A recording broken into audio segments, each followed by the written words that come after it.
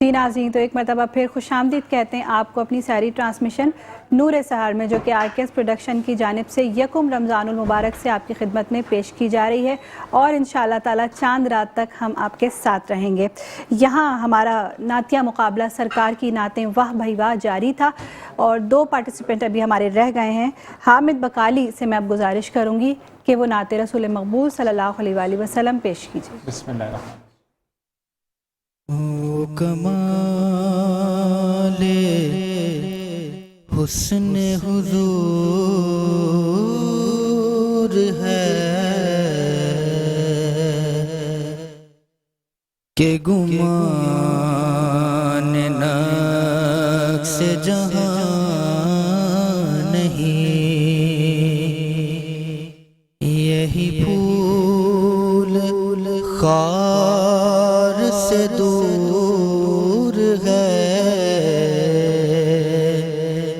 यही शम्मा है कि दुआ नहीं। तेरे आगे यूं है दबे लचे वो सहारब के बरे बरे, तेरे आगे यूं है दबे लचे वो सहारब के बरे बरे। कोई जाने मुँह में ज़ुबान नहीं बल्कि जिस्म में जान नहीं। कोई जाने मुँह में ज़ुबान नहीं बल्कि जिस्म में जान नहीं। वो कमाल हुस्ने हुजूर है के गुमान नक्श जहां नहीं। चौथे पार्टिसिपेंट हमारे सैयद इख्तियार अली, जो कि वाइल्ड कार्ड एंट्री के थ्रू हमारे इस कंपटीशन में दोबारा आए हैं, बल्कि मेरी खुसूसी फरमाइश पर बुलाए गए हैं। तो इख्तियार, आप अपनी कलाम पेश कीजिए। बिस्मिल्लाह। खुशबू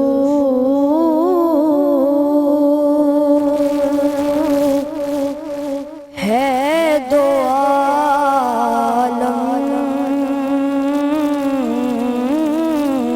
में तेरी गुल चीदा किस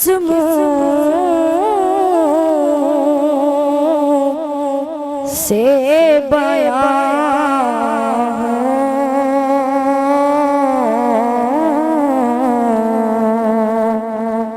तेरे औसाफ़े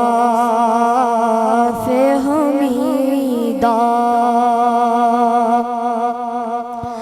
तुझ सा कोई आया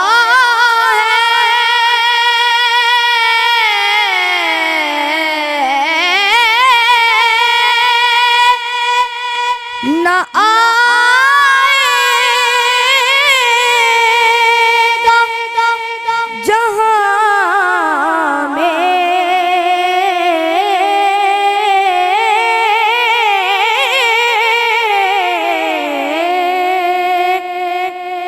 तुझ सा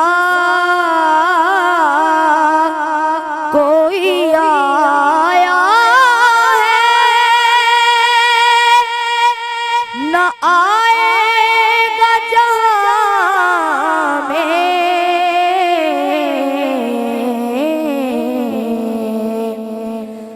देता है गवाही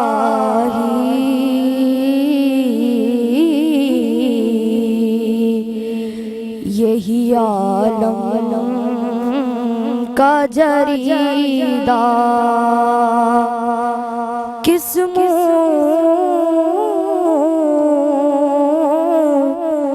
से बयां हो,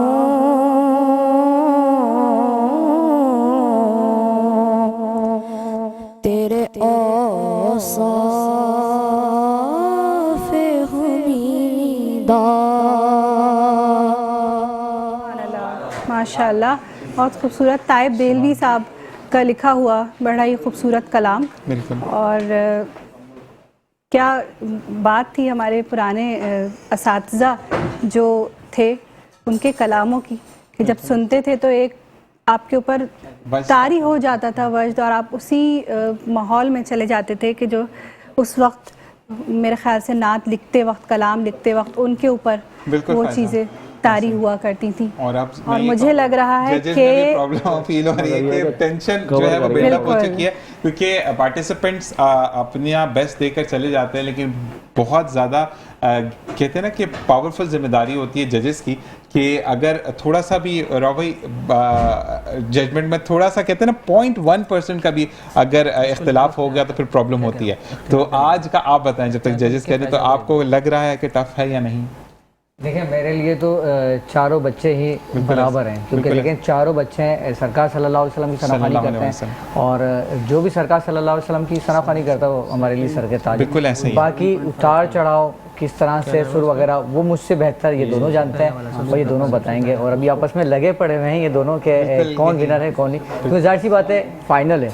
बिल्कुल ऐसे ही। और फाइनल में बहुत ही एहतियात के साथ इन्होंने अनाउंसमेंट करनी है, और इसमें से इख्तियार बच्चा आपको मालूम है कि वो पहले मुकाबले के अंदर सिलेक्ट नहीं हो पाया था। बिल्कुल। अब मैं ये तो नहीं कहूँगा कि जजमेंट सही नहीं हुई थी, हो सकता है कि उस दिन कहीं चूक गए हों, क्योंकि जज जो है वो ज़्यादा बेहतर जानता है जी। लेकिन हमें ऐसा लगा फ़ायज़ा को या मुझे कि इसको फाइनल में आना चाहिए, तो वाइल्ड कार्ड एंट्री पे इनको लेकर आए, और आज इन्होंने साबित भी किया कि वाकई इनको फाइनल में होना चाहिए था। सही था, सही। बाकी आज का कौन विनर है वो आपको इमरान भाई बिल्कुल, और वही वाली चीज़ के चारों जो आप पार्टिसिपेंट थे, ये दुनियावी बात है, फर्स्ट सेकंड थर्ड आपको तो खुदा ने चुन लिया कि वो हम पढ़ें या नात पढ़ें, उसमें एक ये बड़ी बात है कि इतने सारे लोगों में से चुन के यहाँ तक पहुँचे, यहाँ तक पहुँच जाना भी बहुत बड़ी बात है। बिल्कुल ऐसा ही है। और आप लोगों जी, तो अब हम जाएंगे अपने जजेस की जानिब। जुनैद और इमरान भाई क्या कहना चाहेंगे जुनैद आज के मुकाबले के बारे में?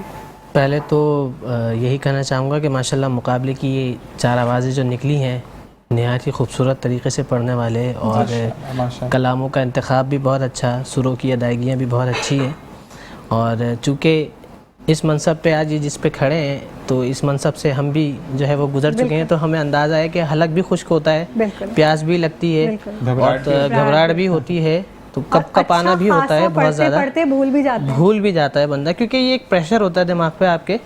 तो इस चीज़ को भी हम बखूबी जो है वो समझ सकते हैं। लेकिन वही आपकी वाली बात कि ये इससे कोई अपने आप को मायूस ना करे, क्योंकि ये बेसिकली आगाज़ है। तो फर्स्ट सेकंड थर्ड ये सिर्फ ये हकीकतन यही बात है कि ये यहीं की बातें हैं। सबसे बड़ी जो मेन मुद्दे की बात है वो ये कि सरकार के दरबार में अल्हम्दुलिल्लाह कि हम सनाखानों की लिस्ट में हैं। तो अल्लाह ये अपनी बारगाह में कबूल करे, तो कोई अपना दिल मायूस ना करे, बल्कि अपनी मेहनत को डबल करे, कि ताकि आज आप अगर इस मकाम तक आए हैं तो इंशाल्लाह कल को आप जीत के भी जाएं इंशाल्लाह। तो बाकी ये कि रिज़ल्ट हमारा इंशाल्लाह फाइनलाइज हो गया तो ये बस आप तक पहुंच जाता है इंशाल्लाह। बिल्कुल। इमरान भाई क्या कहना चाहेंगे? जी, मैं यही कहना चाहता हूँ कि माशाल्लाह चारों ने बहुत अच्छा पढ़ा, और बस कुछ जो पीछे रह गए हैं तलफ़्फ़ुज़ की कुछ अदायगी की वजह से, और कोई ग्रिप नहीं कर पा रहा था कलाम को। और माशाल्लाह पढ़ा तो सबने अच्छा है। कलाम की जो सिलेक्शन थी वो बहुत अच्छी थी। मुझे ये चीज़ बहुत अच्छी लगी कि एक जैसे मंजे हुए नातख़्वां होते हैं उस हिसाब से इन्होंने कलामों को जो है ना चुना। सही। और बस बाकी ये है कि बहुत ही कम मार्जिन से जो है ना पॉइंट्स के मार्जिन से आगे पीछे ये लोग।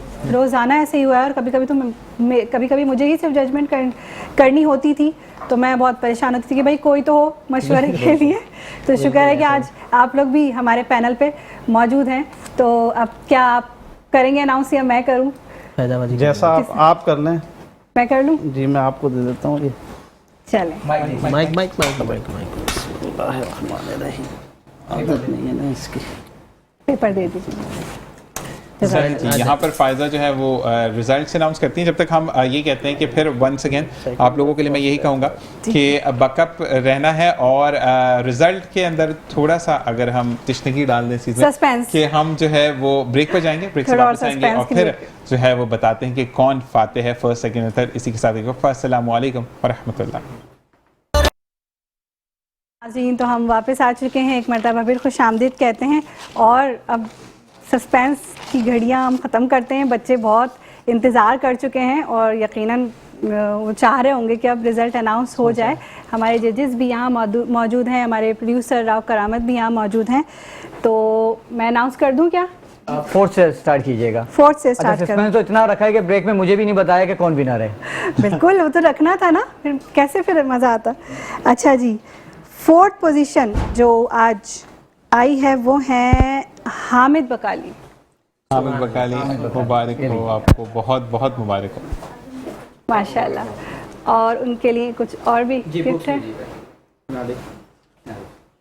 बेटा आप आगे आ जाए थोड़ा सा ताकि आपको पता चले कि आप फोर्थ पोजीशन है आपकी।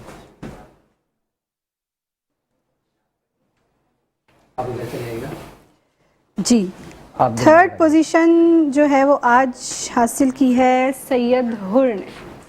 सैयद हुर, बहुत बहुत मुबारक हो आपको, दीजिए।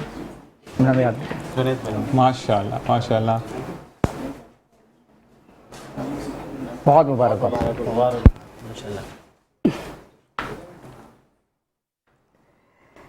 और अब पहली पोजीशन बताऊं या पहले दूसरी बताऊं, क्योंकि दूसरी बताते ही पहली रिवील हो जाएगी।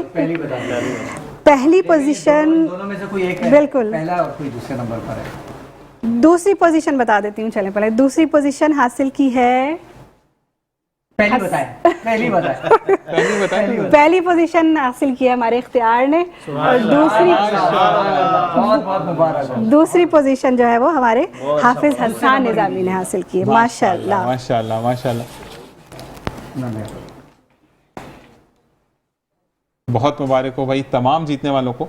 और मेरा दिल कह रहा था आज के भाई इख्तियार जो है ना वो आज थोड़ा बहुत कमी बेशी हुई, क्योंकि ज़ाहिर है वो घबरा भी रहा था और एज भी उसकी कम है, अभी मेच्योरिटी नहीं है इतनी आवाज़ में, बट ये कि फिर भी बहुत अच्छा पड़ा, बहुत अच्छा। ऐसा भी होता है कभी कभी किस्मत देखें निशान कि वो छोड़ के जा चुका था, मुकाबले से आउट हो चुका था, फिर हमने रिव्यू किया एक और फिर देखा कि नहीं, इसे वापस बुलाना चाहिए। लेकिन एक बात मैं यहाँ पे बताता चलूँ कि राव भाई और फायजा जो है वो कंटिन्यू इस चीज़ को शो के बाद लगे रहे कि इसको जो है वो वाइल्ड कार्ड के थ्रू हमें एंटर करना है, और बाकी में मेहनत रंग ले आई और माशाल्लाह बच्चे ने भी भरम रखा इस बात में।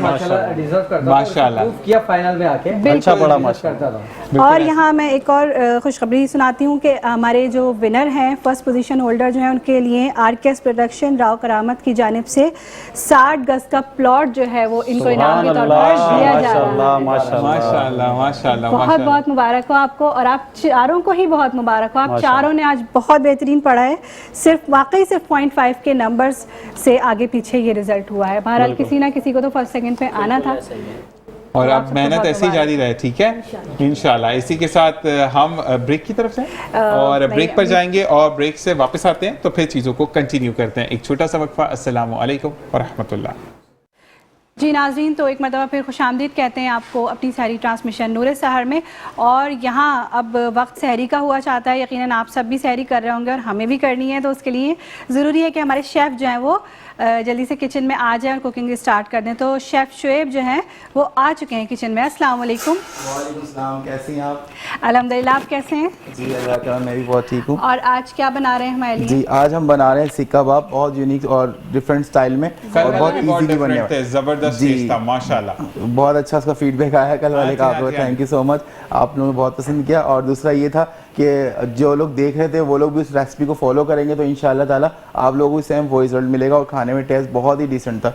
तो आज हम यहाँ पर बना रहे हैं सीख कबाब, जिसको आप ये अफ्तार में या सेफ भी करके रख सकते हैं या सहरी में। अब तो खैर हमारे रमज़ान करीम जो है ख़त्म हो रहे हैं और क्या कहते हैं ईद की तरफ जा रहे हैं, तो इंशाल्लाह आप ईद पे ही बना सकते हैं, वैसे भी नॉर्मली डेज़ में भी आप मकसद इसको बना कर रख सकते हैं।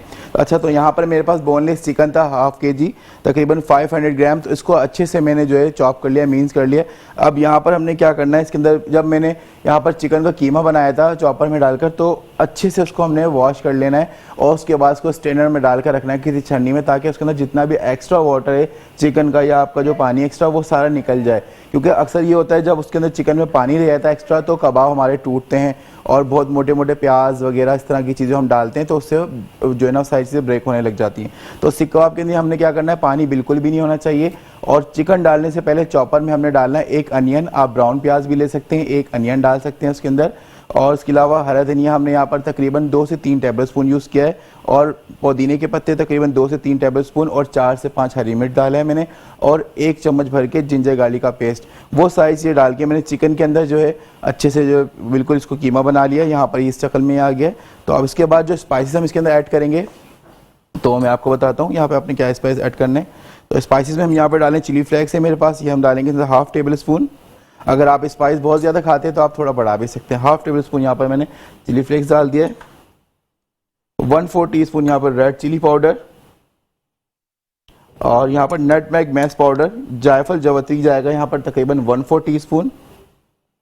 यहाँ पर पास चाइनीज सॉल्ट है, अगर ये आप डालना चाहते हैं डालिएगा, नहीं तो स्किप करना चाहते हैं स्किप कर सकते हैं। इसको 1/4 टीस्पून ये ऐड करेंगे। सॉल्ट है हमारे पास, सॉल्ट जाएगा यहाँ पे 1/2 टीस्पून। चाट मसाला पाउडर है हमारे पास, चाट मसाला जाएगा 1/2 टेबल स्पून। व्हाइट पेपर है हमारे पास, ये जाएगा यहाँ व्हाइट पेपर 1/2 टीस्पून। गरम मसाला पाउडर, ये फ्रेश गरम मसाला घर का खुद बनाइएगा, बाजार का कोई अच्छी ब्रांड का अगर यूज़ करें तो वो लीजिएगा आप। यहाँ पर 1/4 टीस्पून आपने गरम मसाला पाउडर ऐड कर देना है। अच्छा जी, यहाँ पर धनिया ज़ीरा जो बहुत बेहतरीन सी खुशबू लेकर आता है एक सीख कबाब के अंदर, तो हमारे पास ये तकरीबन साबुत धनिया तब होल कोरिएंडर और क्यूमिन, ज़ीरा और धनिया दोनों को मैंने तवे पे तकरीबन 1/2 टेबल स्पून डाल के ड्राई रोस्ट कर लिया, अच्छे से खुशबू आ गई इसके अंदर, तो उसको दरदरा सा कूट लिया है। तो यहाँ पर हम 1/2 टेबल स्पून ये ऐड कर देंगे। अब यहाँ पर सारे स्पाइस मेरे कंप्लीट हो चुके हैं। यहाँ पर फूड कलर है हमारे पास, तो फूड कलर ये नॉर्मली वो जो बिरयानी में जर्दों में हम डालते हैं वही फूड कलर है। तो यहाँ पर थोड़ा सा मैं डाल दूंगा पिंच के अकॉर्डिंग, कलर चेंज करने की नहीं। अक्सर आप रेस्टोरेंट में देखते हैं कि सीख कबाब के अंदर कलर आता है एक हल्का सा बिल्कुल रेड जैसा दिख रहा होता है, और घर में हम बनाते हैं वाइट से सीख कबाब हो रहे होते हैं। तो यहाँ पर हम 1/4 टीस्पून जो है फूड कलर ऐड कर देंगे। ठीक है, अब इन सारे मसालों को अच्छे से हमने मिक्स करना है।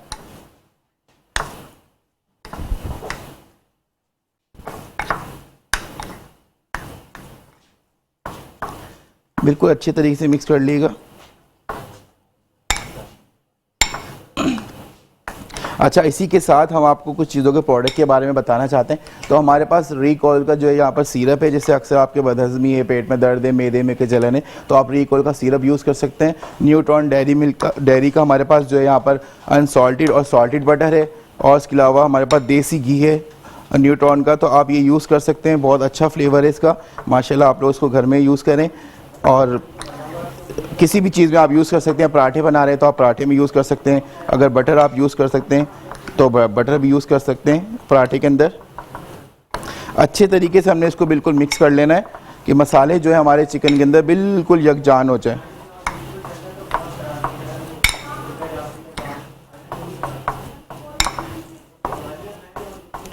ठीक है जी, यहाँ पर हमारा जो है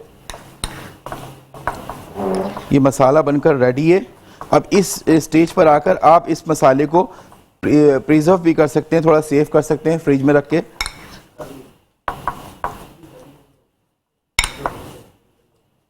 तो आप इसको सेव कर सकते हैं, फ्रिज में रख सकते हैं, या इसको कबाब की शेप बनाकर हाफ डन करके आप उस तरह से भी इसको डीप फ्रीज कर सकते हैं।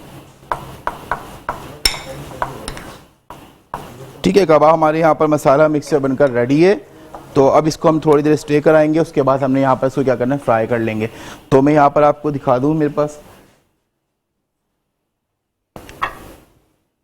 ठीक है, एक स्टिक के ऊपर आपको लगा के बता देता हूँ, बाकी मैं बगैर स्टिक के बनाऊंगा।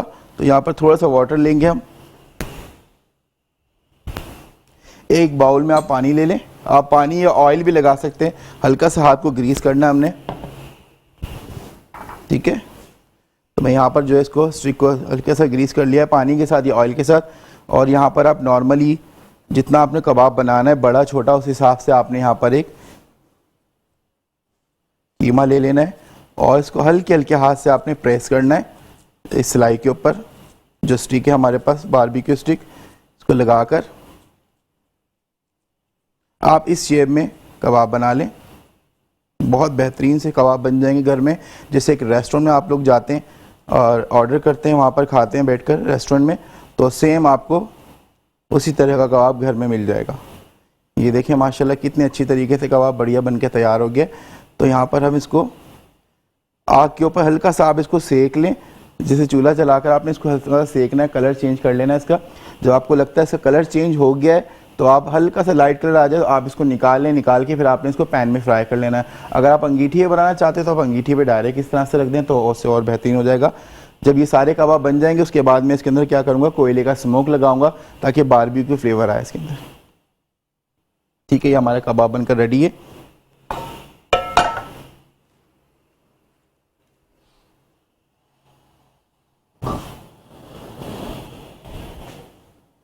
तो यहाँ पर मैं इस कबाब को सेकता हूँ। बिस्मिल्लाह।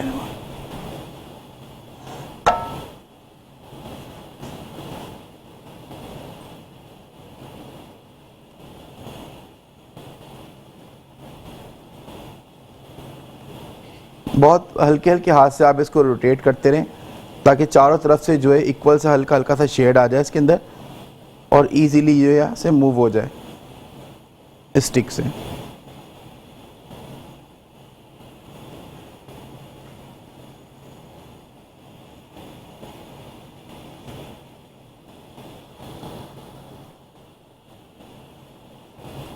ये देखें कितने आसान से ईजी तरीके से जो है ये सीख रहा है। बिल्कुल लाइट सा कलर इसके ऊपर आ गया है।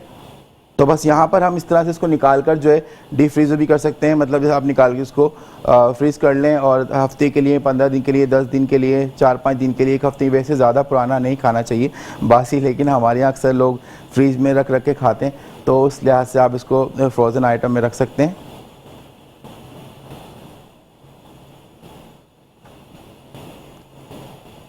ठीक है, ये देखें कबाब हमारा बिल्कुल सीख चुका है, तो मैं इसको निकाल लूँगा। तकरीबन ये हाफ डन हो गया है। फिर इसके बाद हमने इसको फ्राई करना है। बिस्मिल्लाह। ये इजीली निकल गया है, बहुत इजीली।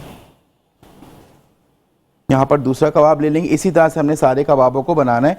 अगर आपको लग रहा है स्टिक के ऊपर नहीं लग रहा है, चिपक नहीं रहा है, स्टिक गर्म हो रही है आपकी, तो स्टिक को आपने हल्का सा पानी के साथ बिल्कुल हल्के हाथ से आपने लगा लेना है ताकि स्टिक हमारी ठंडी हो जाए। और बहुत ज़्यादा पानी भी नहीं लगाइएगा कि जिसकी वजह से हमारा जो ये चिकन है वो लूज़ पड़ जाए या चिकन में पानी आ जाए तो फिर कबाब टूटने लग जाएंगे। बहुत हल्के हाथ से बस आपने ग्रीस करना है। आप इस तरह से इसको फिंगरप्रिंट भी कर सकते हैं कबाब के ऊपर, जिस तरह से आप देखते हैं अक्सर बारबेक्यू में जब कबाब वगैरह हम बाहर से खाते हैं तो इसके ऊपर इस तरह से निशान डाले हुए होते हैं फिंगरप्रिंट्स के, तो आप इस तरह से इसको बना सकते हैं। तो ये वाला कबाब भी मेरा रेडी है, इंशाल्लाह इसको भी मैं सेक लूँगा।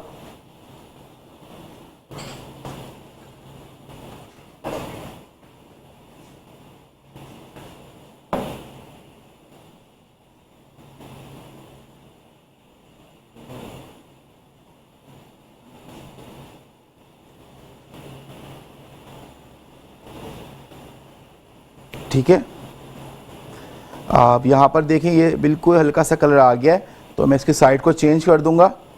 बहुत ज़्यादा डार्क कलर नहीं करना है आपने, सारे इसी तरीके से जो है कबाबों को आपने निकाल लेना है।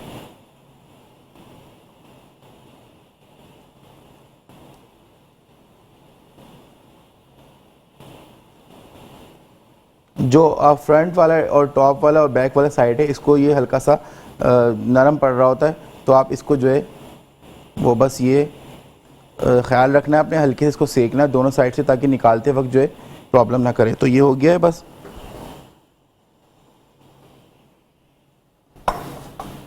ठीक है,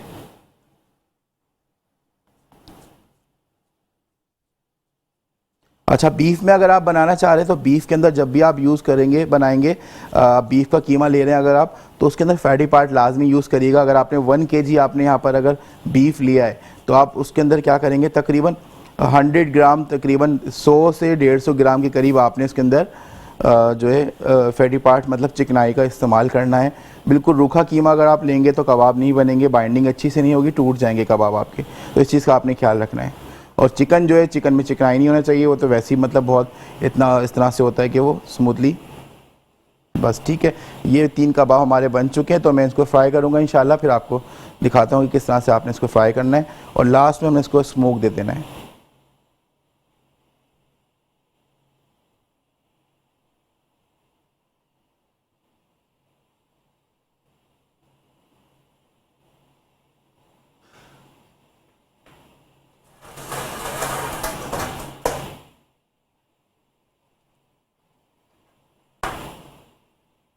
ठीक है, टाइम बहुत कम है हमारे पास, तो बस जल्दी से हमने इसको जो है निपटाना है।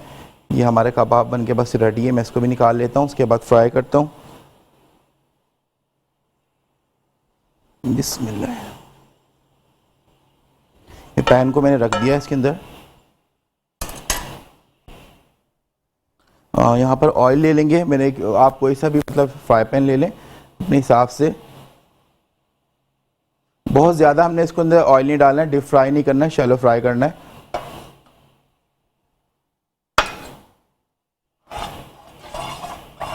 ऑयल जब अच्छे से गर्म हो जाए, बहुत ज़्यादा भी गर्म नहीं करिएगा कि इसमें धुआं निकलने लगे, बस नॉर्मल सा आपने इसको जो है गर्म करना है। ऑयल नीम गर्म हो जाए, इसके अंदर हमने कबाब को डाल देना है।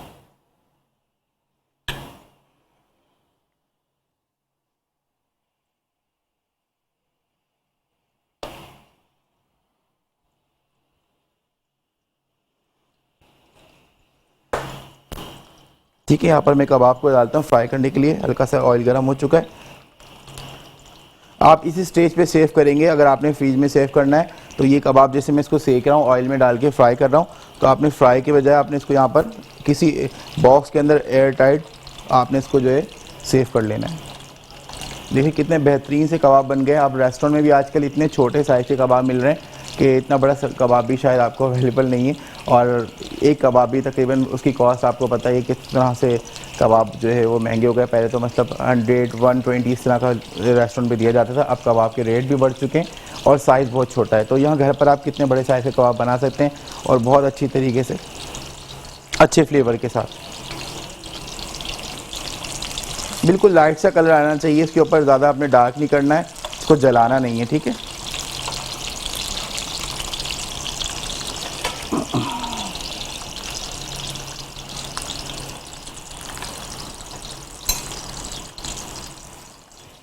जी मैं इसको थोड़ा सा साफ कर लूँ।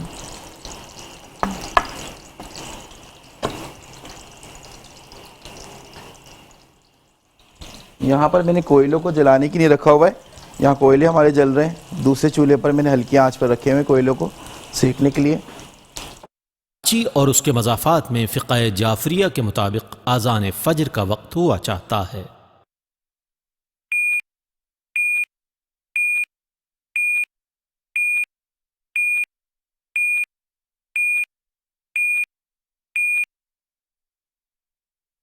रोज़ा रखता हूँ, रखती हूँ माह रमज़ान का वाजिब क़ुर्बतन इलल्लाह।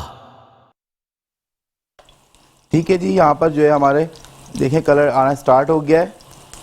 बहुत हल्के से आपने फ्लेम पे इसको फ्राई करना है, बहुत ज़्यादा हाई नहीं करिएगा। हाई फ्लेम पे अगर आप इसको करेंगे तो ये ऊपर से कलर आ जाएगा, अंदर से कच्चे रह जाएंगे। बिल्कुल आपने मीडियम टू लो फ्लेम के ऊपर इसको जो है अच्छा सा खूबसूरत सा कलर देना है। बस यहाँ पर मुश्किल से 1 मिनट और लगेगा और ये बनकर रेडी है हमारे कबाब।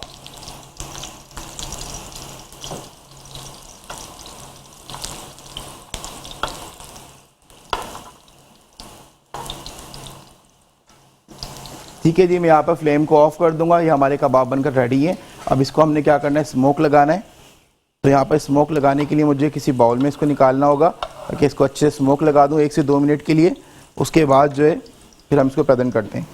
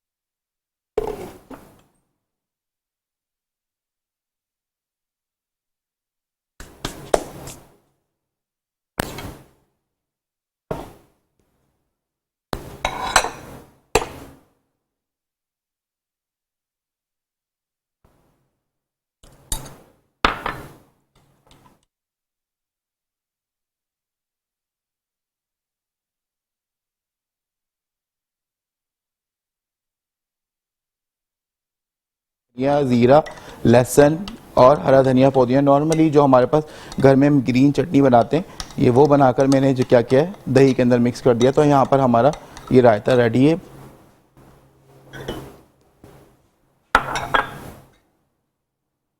ठीक है जी, अब इसको हम यहाँ पर प्रेजेंट कर रहे हैं।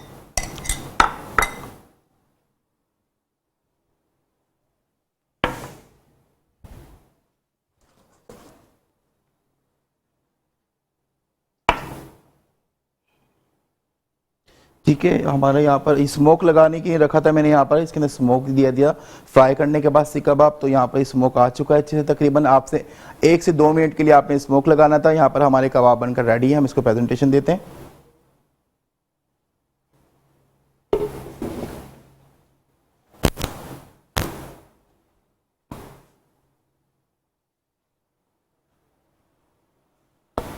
जी नाज़रीन, तो एक मरतबा फिर हाजिर खिदमत है नूर सहर सारी ट्रांसमिशन, जो कि RKS प्रोडक्शन और मेट्रो वन न्यूज़ के इश्तराक से यकुम रमज़ानुल मुबारक से आपके लिए पेश की जा रही है।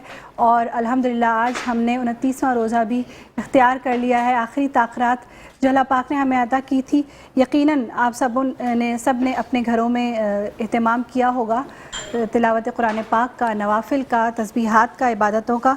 हमें अपनी दुआओं में जाते जाते ज़रूर याद रखिएगा कि अब रमज़ान मुबारक के आखिरी चंद घंटे, क्योंकि मुमकिन तौर पर कहा जा रहा है कि शायद इस दफ़ा 29 रोज़े ही होंगे। बहरहाल ये तो अल्लाह पाक को ही पता है कि 29 होंगे या 30 होंगे।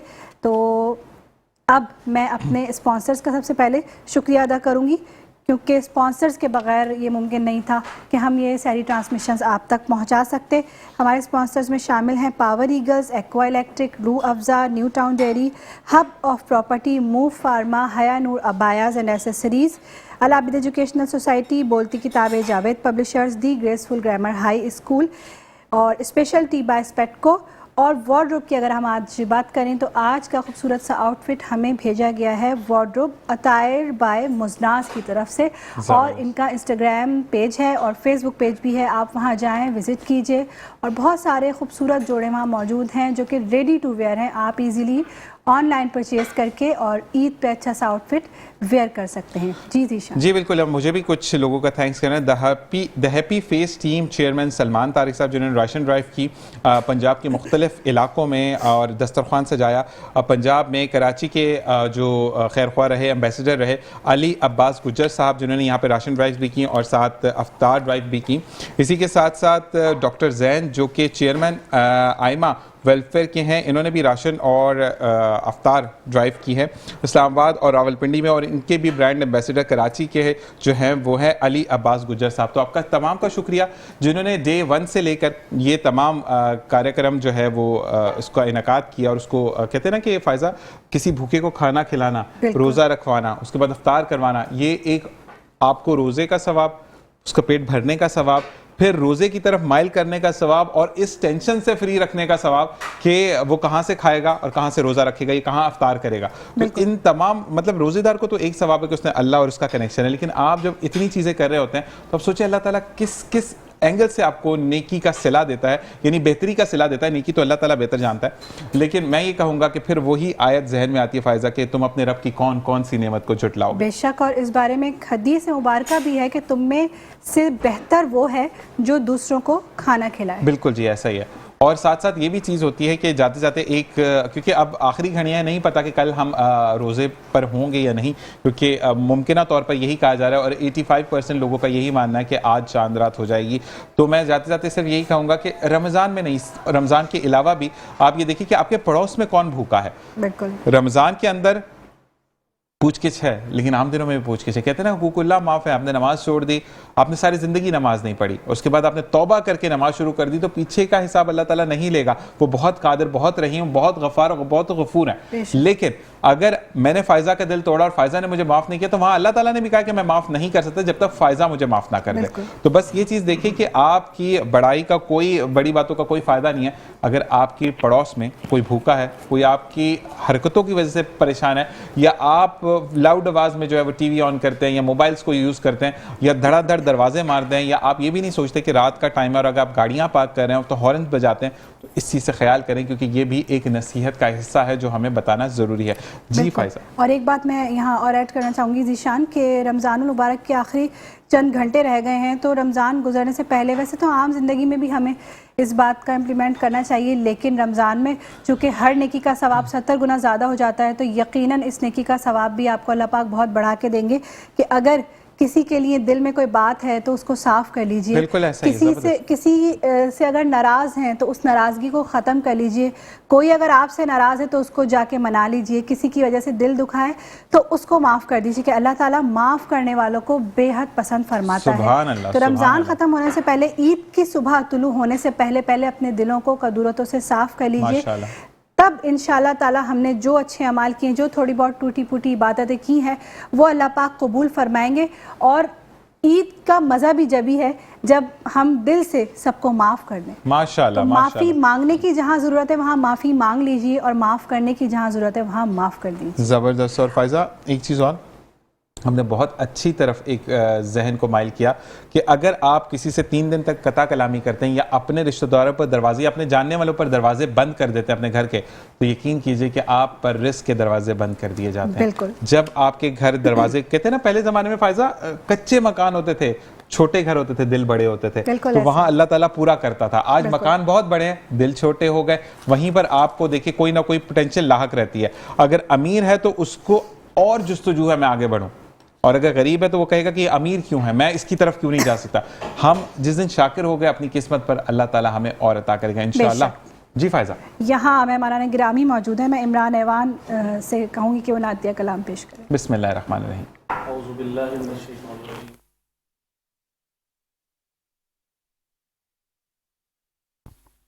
तमाम हाज़रीन से गुजारिश है कि एक दफ़ा दुरूद शरीफ का नजराना पेश करना।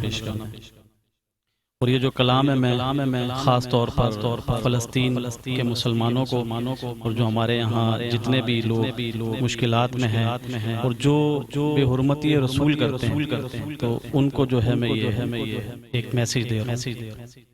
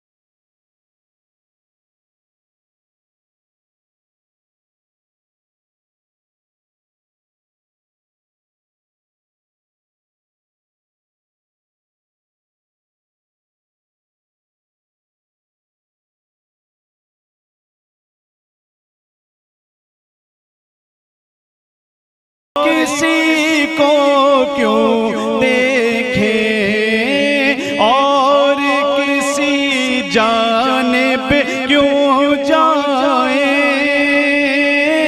और किसी को क्यों देखे, अपना सब कुछ गुंबद खजरा कल भी था और आज भी है, अपना सब कुछ गुंबद खजरा कल भी था और आज भी है, मेरे नबी से मेरा रिश्ता कल भी था और आज भी है,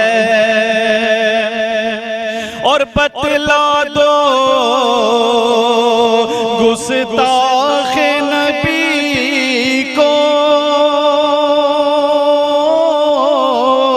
कि गैरत सुन्नी जिंदा है, बतला दो गुस्ताख नबी को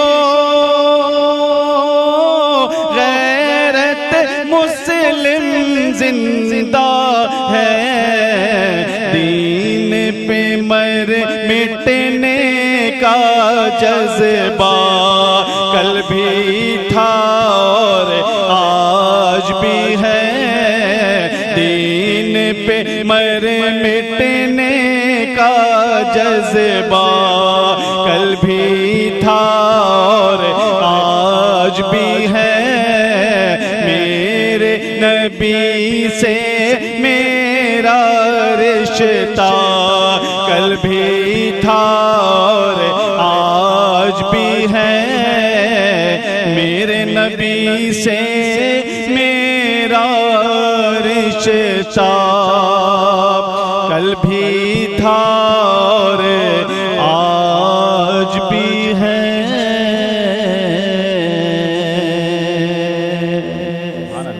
सुभान अल्लाह। और यहाँ पे जुनैद चिश्ती भी मौजूद हैं, बहुत ही खुशगुलू नात ख्वाह हैं, मेरे बहुत ही अच्छे भाई हैं माशाल्लाह, बहुत सुरीले हैं।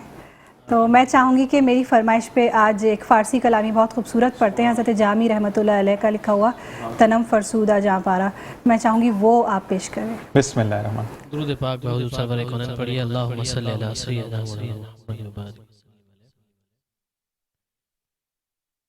तनम तनम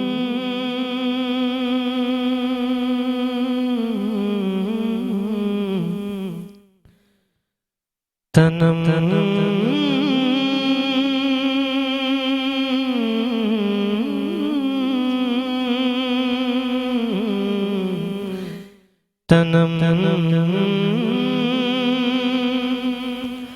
फरसूदा जा पारा ज़हिजरां या रसूल अल्लाह, दिलम पजमुर्दा वारा ज़ेशियां या रसूल अल्लाह,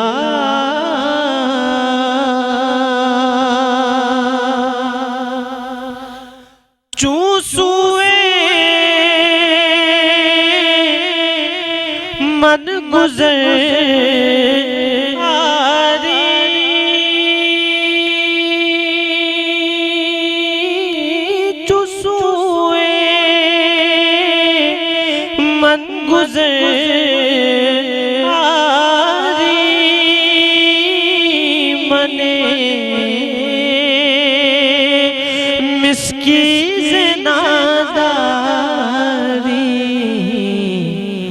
फिदाए नक्श नालनत कुनम जान या रसूल अल्लाह, फिदाए नक्श नालनत कुनम जान या रसूल अल्लाह के या नबी देखा ये रुतबा आपकी नालैन का, अर्श ने चूमा है तलवा आपकी नालैन का, आपकी खिदमत का मुझको काश मिल जाता शरफ, तो बांधता हाथों से तस्मा आपकी नालैन का, फिदाए नक्श नालैनत कुनम जान या रसूल अल्लाह। ये दुआ हम सब के हक में कबूल फरमाए। यकीन है आप हैं आशिक के घर, तशरीफ लाते हैं या रसूल अल्लाह,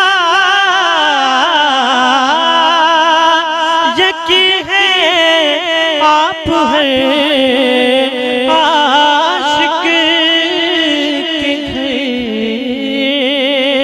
तशरीफ लाते हैं मेरे घर में भी हो जाए चराग या रसूल अल्लाह मेरे घर में भी हो जाए चराग या रसूल अल्लाह तनम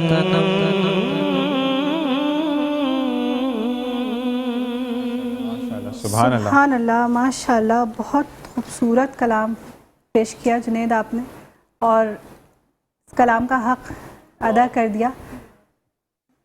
इस वक्त मेरे पास अल्फाज नहीं है, क्योंकि ये कलाम की भी तासीर है कि ये हज़रत जामी रहमतुल्लाह अलैह का कलाम है, और इसके पीछे एक पूरी हिस्ट्री है।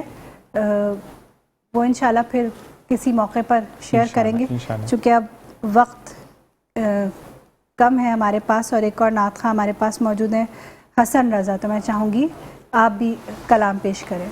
बिस्मिल्लाह। बिस्मिल्लाहिर्रहमानिर्रहीम। काबे की रौनक काबे का मंजर, काबे की रौनक काबे का मंजर, अल्लाहु अकबर अल्लाहु अकबर अल्लाहु अकबर अल्लाहु अकबर। देखूं तो देखे जाऊं बराबर, देखूं तो देखे जाऊं बराबर। अल्लाहु अकबर अल्लाहु अकबर। काबे की रौनक काबे का मंजर, अल्लाहु अकबर अल्लाहु अकबर। हमदे खुदा से तर गए ज़बाने, कानों में रस घोलती है अज़ाने। हमदे खुदा से तर गए ज़बाने, कानों में रस घोलती है अज़ाने। बस एक सदा आ रही है बराबर, बस एक सदा आ रही है बराबर। अल्लाहु अकबर अल्लाहु अकबर। काबे की रौनक काबे का मंजर, अल्लाहु अकबर अल्लाहु अकबर। सुभान अल्लाह। बिल्कुल जी, और इसी के साथ अब फ़ायज़ा वो वक्त आ चुका है कि जब हम फाइनली आपसे इजाज़त चाहेंगे। और जाते जाते सिर्फ इतनी सी बात कि जब डे 1 था तो चीज़ें समझ नहीं आ रही थी, और जब आदि बहुत अच्छे वाले हुए तो जाने का वक्त आ गया। और कहते हैं कि वाकई में जब रमज़ान फ़ायज़ा हम सड़कों से आ रहे होते हैं, रात का टाइम है, और यकीन करें कि जब 12 बजे के बाद भी घर से निकलते हैं तो बड़ा खौफ होता है घर से निकलते हुए। लेकिन हम क्योंकि 3 बजे ट्रांसमिशन शुरू होती है तो फ़ायज़ा मैं अक्सर 2 बजे के बाद ही घर से निकलता हूँ, तो उस वक्त एक नूर का समा होता है, एक प्रोटेक्शन फील होती है आपको कि नहीं हमें कुछ नहीं होगा, और इंशाअल्लाह अल्लाह ताला हमें बचा कर लेके जाएगा। नॉर्मल डेज में भी आपको लेके जाता है अल्लाह ताला ख़ास नज़र करम करता है कि आप आयतल कुर्सी पढ़कर घर से निकले, दुआए सफ़र पढ़ कर निकले। लेकिन फिर जो ये रहमतें, ये रौनकें, ये बरकतें हैं, ये सब ख़त्म हो जाती हैं, क्योंकि हर कोई आपको सुनता समझता और सुनने की कोशिश करता है। और यहाँ पर बैठकर हमने जो ताक रातों में बातें की, अल्लाह ताला उसको भी कबूल करे। और बार बार आपसे रिक्वेस्ट की कि फ़ायज़ा ने भी जैसे कहा कि हमें अपनी दुआ में ख़ास याद रखिएगा। और जब फ़ायज़ा वो भी दिन याद है कि जब बच्चे एतकाफ़ बैठ रहे थे, बच्चे बच्चियाँ या बहनें जो भी हैं हमारी, तो हमने उस वक्त भी दुआ की थी। हमारे साथी दोस्त भी उम्रे पे गए, उनसे भी कहा, उन्होंने बहुत खूबसूरत हमें पैगामात भेजे मदीना मुनव्वरा से। तो बस अल्लाह ताला हमें हाज़िरी नसीब फरमाए। और मैंने उस दिन वाकई में तड़प देखी फ़ायज़ा की आंखों में। जब फ़ायज़ा को पता चला कि सब उम्रा करके जाएं, तो फ़ायज़ा उस वक्त जो एक चमक थी, तो अल्लाह ताला उस चमक को मेरी बहन के कामयाब करे और अल्लाह ताला उस दर पे लेकर जाए, तमाम देखने और सुनने वालों को लेकर जाए, क्योंकि वो जगह ही इतनी खूबसूरत है कि वहाँ जाने के बाद आने का दिल नहीं करता। आमीन। और मैं यहाँ सबका शुक्रिया अदा करना चाहूँगी। सबसे पहले RKS प्रोडक्शन का, हमारे प्रोड्यूसर राव करामत का, जिन्होंने हमें ये मौका दिया कि हम इस पूरी ट्रांसमिशन को कंडक्ट कर सके। मेट्रो वन न्यूज़ की पूरी टीम का, जिन्होंने हमें बहुत सपोर्ट किया। मेट्रो वन से बहुत पुराना रिश्ता है, बहुत पुराना ताल्लुक़ है, लेकिन अब ये एक नया ताल्लुक़ बना है। तो बहुत बहुत शुक्रिया आप तमाम का, पूरी टीम का, जिन्होंने हमें यहाँ सपोर्ट किया और हम ये ट्रांसमिशन आप तक पहुँचा पाए। अच्छा फ़ायज़ा, मैं आज बताऊँगा बच्चों की बात ना। तो अब मुझे 2 साल हो गए राव भाई के साथ काम करते हैं। मुझे पहला चांस राव भाई ने दिया था एज अ होस्ट रहमत सहार में। और जब तक बच्चों का एक जो थ्रिल होती है ना, घबराहट होती है या एक जोश व वलवला होता है कि क्या करेंगे, तो मैं जब तक राव भाई डन कर देते हैं मुझे, शाम तुम होस्टिंग करो, राव भाई प्रोमो कब शूट होगा, राव भाई प्रोमो कब शूट होगा। मैं कितना बुरा प्रोमो शूट करता हूँ, ये फ़ायज़ा आपको बताएंगी कि मेरे एक्सप्रेशन नहीं आते और फ़ायज़ा और राव भाई सेकंड में करके निकल जाते हैं वो चीज़ें। और मैंने उस टाइम पे भी बताया था कि फ़ायज़ा नहीं, अच्छा फ़ायज़ा और राव भाई और हमारी शेफ़ शाहिना जो है, वो बाकायदा जो इनके साथ साथ जो है, इसी के साथ साथ जो है, उन्होंने मुझे काफ़ी गाइड किया। तो यही एक टीम वर्क होता है। अल्लाह ताला राव भाई को, RKS प्रोडक्शन को, इससे जुड़े तमाम लोगों को, इवन मेट्रो के तमाम लोगों को अल्लाह ताला अपने हिफ्ज़ ईमान में रखें। और इसी के साथ साथ ब्रेक के बाद एक सरप्राइज़ है। आप दोनों का बहुत बहुत शुक्रिया, आपका बेटा बहुत शुक्रिया कि आपने ज्वाइन इन किया। एक सरप्राइज़ है जी ब्रेक के बाद, वो आपको रिवील करेंगे ब्रेक के आने के बाद। तो एक छोटा सा ब्रेक, आपने कहीं नहीं जाना। अस्सलामु अलैकुम व रहमतुल्लाह।